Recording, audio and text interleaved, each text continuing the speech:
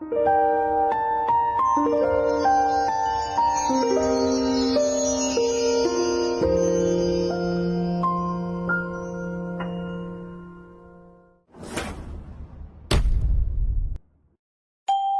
防守到进攻，冬天不是负担，而是竞争优势。 During the world major dialogue in Harbin, you said the modern winter city must shift its mindset from one of defense to one of offense, seeing climate not a barrier but a platform for innovation, a catalyst for culture, and a competitive advantage. And how does Edmonton plan to turn this approach into quick actions, and what will this shift from defense to offense look like in practice for the city's future development? Thank you.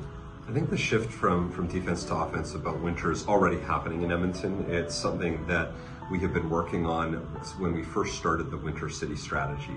And the thinking behind it is we didn't want winter to be something that people simply endured, but rather embraced and recognized that there was so much opportunity around that. And so we're seeing that shift from defense to offense by the number of winter festivals that happen within the city of Edmonton. We're seeing the way we've done that, even just by creating community activation spaces. So I mean, it's something as simple as the skating rink outside City Hall. There's so many opportunities people have to come and just experience winter here in the city.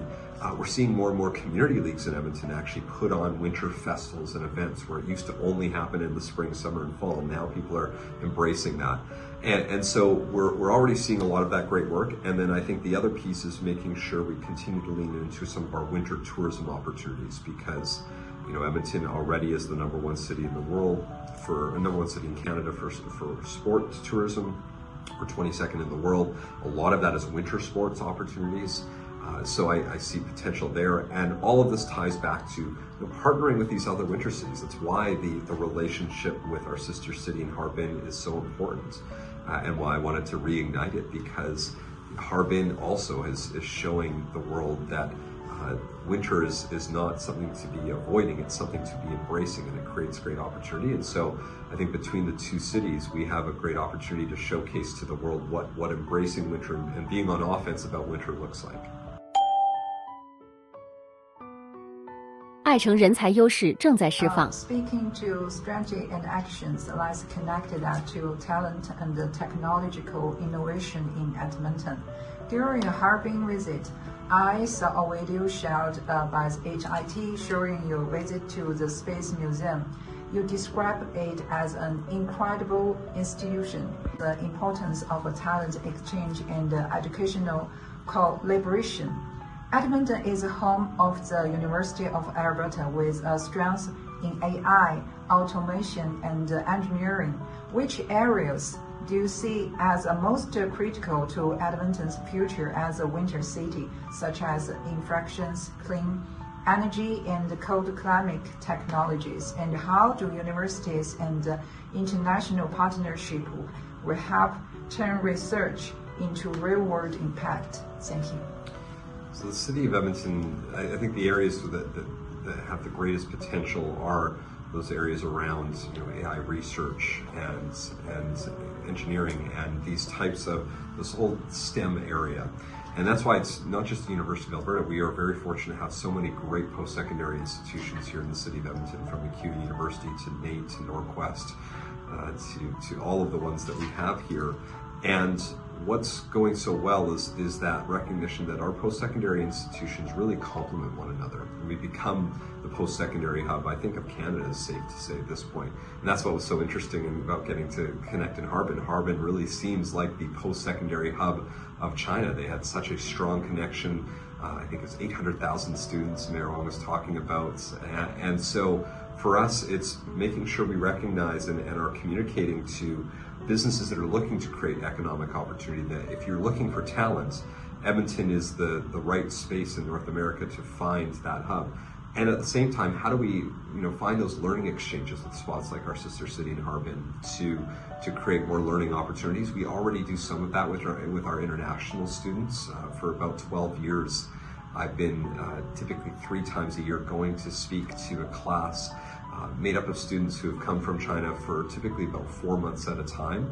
And it's a great opportunity for me to hear from people who have a different way of looking at things, and at the same time getting to share our expertise and knowledge. And so we've got a lot of great opportunities to further expand our economic opportunity, and this will absolutely be led by the post-secondary institutions, and hoping that we can continue our learning exchanges with our sister city to further that work.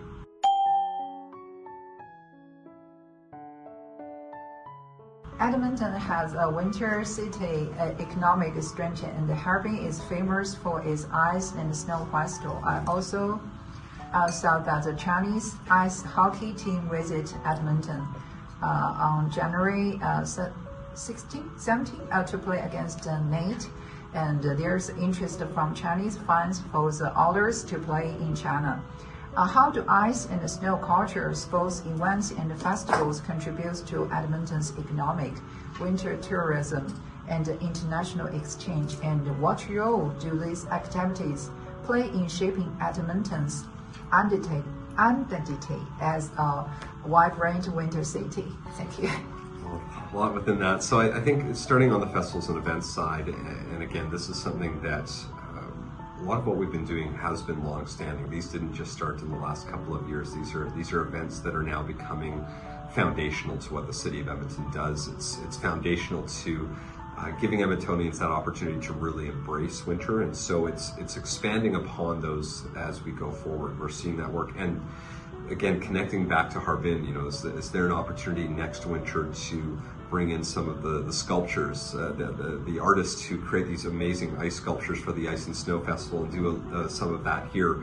I talked about this with Mayor Wong as well, where maybe there's an opportunity at the next Ice and Snow Festival to have a landmark City of Edmonton building as one of the buildings on display in the Ice and Snow Festival. So I see that as a great potential way to keep expanding on the work we're each doing, and also creating those winter tourism opportunities between each cities. We have very similar climates, and I remember when I was first going, the suggestion was, oh, you gotta be ready it's gonna be really cold, and I get there, it's like, yeah, it's cold, but it's no colder than Edmonton usually gets. So, I was ready for that, and so I think that creates a great tourism opportunity. So for people from Harbin to come visit their sister city here in Edmonton in the winter, there's a lot of great events. Almost every weekend there's something going on in the winter that people can experience. And then when we take it to the sports side of things, I remember in our discussion at Harbin, how Harbin is considered the city of Olympic champions, and a lot of great talent is produced from Harbin. Similarly, we have a lot of great, incredible athletes here in Edmonton as well. And again, finding those exchange opportunities so that we can see the incredibly talented athletes, and at the same time we can have some of our athletes go out there. That's, I think, one of the growth opportunities that we need to do more of, because it's great for people to be able to experience those different athletic abilities and to see those talents on display. And so tying that into some of the other events that we're doing. Edmonton is already the #1 host city for sports in all of Canada. We're number 22 in the world. So why not invite more and more athletes from across the world, in particular from Harbin and the rest of China, to come show what their incredible talents for all Edmontonians. 全球格局中的埃德蒙顿，中等规模城市的世界角色。Mr. McKinney recently visited China and remarked at the World Economic Forum in Davos that in today's global economic, countries are either at the table or on the menu.